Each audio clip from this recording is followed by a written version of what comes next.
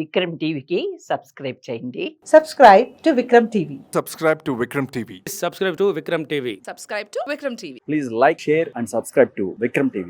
Sir ఇప్పుడు ఆ బుక్లో అంటే తన ఎక్కడి నుంచి ఉంది అంటే ఏముంది ఆ బుక్లో ఇప్పుడు మీరు రాసిన దాంట్లో ఎప్పటి నుంచి అంటే మీరు జర్నీ చేసినప్పటి నుంచి స్టార్ట్ అయిందా లేకుంటే తన బాల్యం నుంచి జర్నీ అనేది కాదండి. ఓకే, అసలు దాసనారాయణరావు జీవితమే ప్రతి వ్యక్తికి సంబంధించింది. దాసనారాయణరావు గారు అంటే ఆయన పైకి రావడానికి పట్ట కష్టాలు, పడ్డ అవమానాలు, ఆయన పొందిన అవమానాలు, ఆ అవమానాలని ఓర్పుతో సహించడం.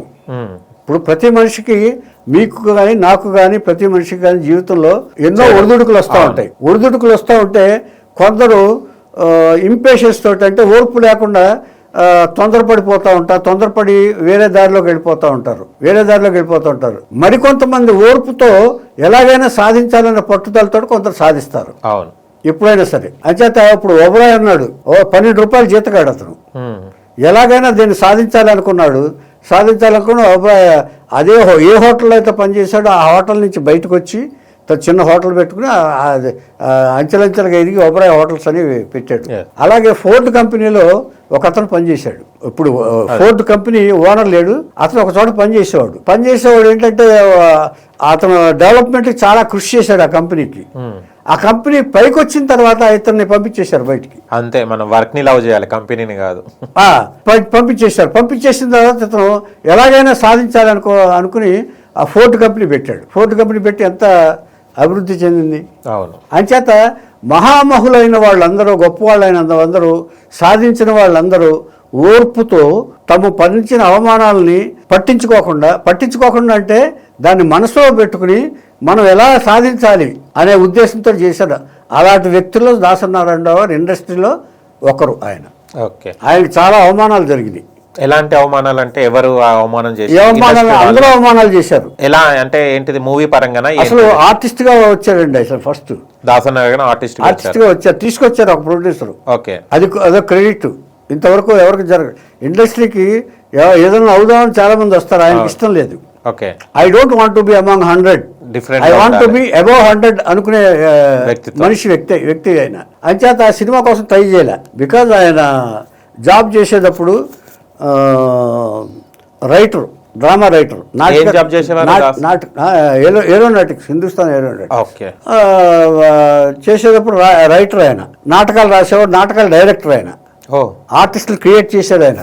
ఎంతో మంది ఆయన వెనకాల ట్రూప్ లో ఉండేవాళ్ళు. ఆయన గాంధీ భవన్ లో వేసాడు, ఆయన రవీంద్ర భారతిలో వేశాడు. ఆయన వేసినప్పుడు అలా రవీంద్ర భారతిలో చూసిన డ్రామా చూసి ఒక నిర్మాత ఆయన్ని తీసుకెళ్లారు. వేషం కామెడీ బాగా వేస్తాడు ఆయన. పువ్వులు పున్న వేషం వేసాడు.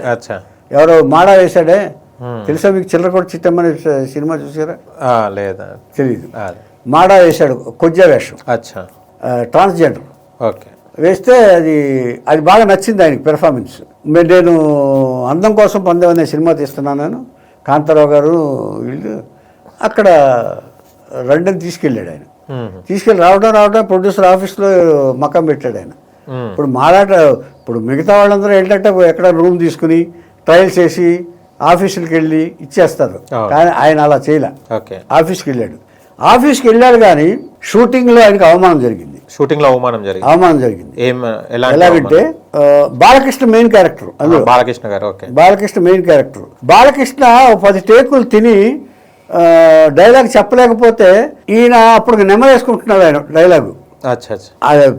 ఎదురుగుండా అప్పుడు వెనకాల ఆర్టిస్టులు ఏం చేస్తారు, మనం ఎవరికి వాళ్ళకి సినిమాలో ఎవరికైనా మనకి ఇస్తే బాగుండు డైలాగు, మనకిస్తే బాగుండు అని డైలాగ్ నెమరేసుకుంటున్నారు ఆయన. అది డైరెక్టర్ చూసి నువ్వు చెప్పగలవా అన్నాడు ఆయన. చెప్పగలనంటే అక్కడి నుంచి ఆయన డైలాగ్ చెప్పన్నాడు. బాలకృష్ణ అక్కడ ఆపేసి ఈయనతో చెప్పించి ఓకే చేశారు డైలాగ్. చెప్పారు. అంటే ఒక భటుడు వేషం, అది ఒక చిన్న వేషం.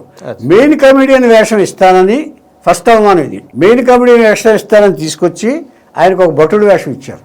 అది ఫస్ట్ అవమానం. ఒప్పుకున్నాడు. వెళ్ళిపోతున్నాడు ఈయన.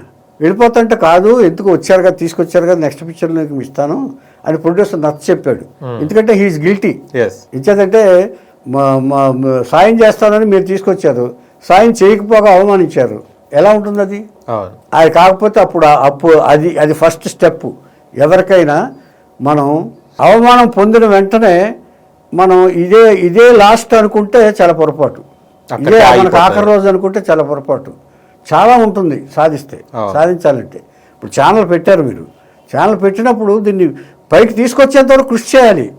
శిఖరాగ్రం చేర్చే వరకు మీరు చేయాల్సిన అవసరం మీకుంది, నాకుంది. నా పనిలో నాకుంది, మీ పనిలో మీకుంది. అలాగా ఆయన ఏం చేశాడంటే, సరే ఓకే చూద్దాం అని చెప్పేసి ఆ వేషం వేసిన తర్వాత నీకు వేయండి సార్, వచ్చాను కాబట్టి వేశాను కాబట్టి ఇక దీంతో ఎండ్ చేసేయండి క్యారెక్టరు, నేను దాన్ని కంటిన్యూ అవను. భట్టుడు అంటే చివరి వరకు ఉంటాడు కదా, అవును, I don't want to continue అని చెప్పారు. సరే అని చెప్పారు.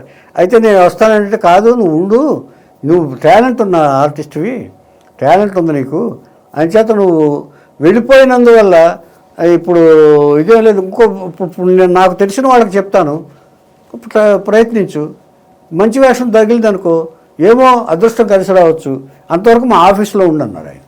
ఓకే, సరే ఆఫీస్లో ఉంటూ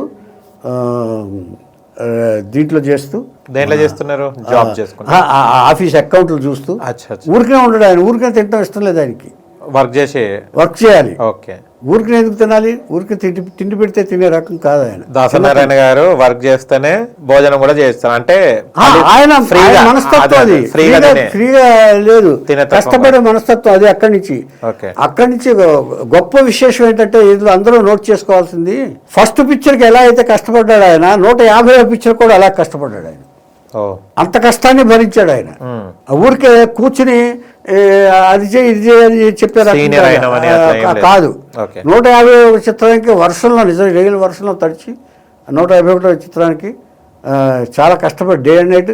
ఒక పక్కన బ్లడ్ కారుతుంటే మేస్త్రి సినిమాకి బ్లడ్ ఒక ఆపరేషన్ చేయించుకుని సినిమా ఫినిష్ చేయాలనే దీంతో సొంత పిక్చరే అయినా కూడా బ్లడ్ ఇక్కడ పడుతుంటే ఆ సంచి పెట్టుకుని ఆ బ్లడ్ సంచిలో పడుతుంటే కష్టపడి ఆ మేస్త్రి సినిమా చేశాడు ఆయన. ఆ చొక్కా వేసుకుని దాని మీద. అక్కడ ఏం సర్జరీ జరిగింది సార్? అప్పుడు గాల్ బ్లాడర్ ఏదో ప్రాబ్లం వచ్చింది, అది రిమూవ్ చేసేసారు.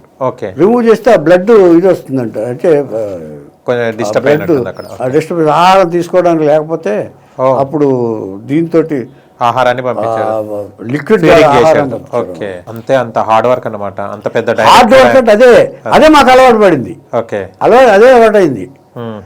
ఇవాళ ఎవరండి సాయంత్రం 6 అయితే 7 అయితే ఏ మందు షాప్కి వెళ్దామో దీనికి వెళ్దామని ఆలోచించే వాళ్లే తప్ప ఆయన వర్క్ హాలిక్. అర్ధరాత్రి 2 గంటల వరకు స్టోరీ డిస్కషన్ చేస్తూ ఉండేవాడు ఆయన. అంచేత ఎందుకు రాయాల్సి వచ్చిందని అడిగారు కదా, అలాంటి వ్యక్తి గురించి జనాలకి తెలిస్తే కొంతమంది అయినా 10 మంది అయినా ఇన్స్పైర్ అవుతారు కదా.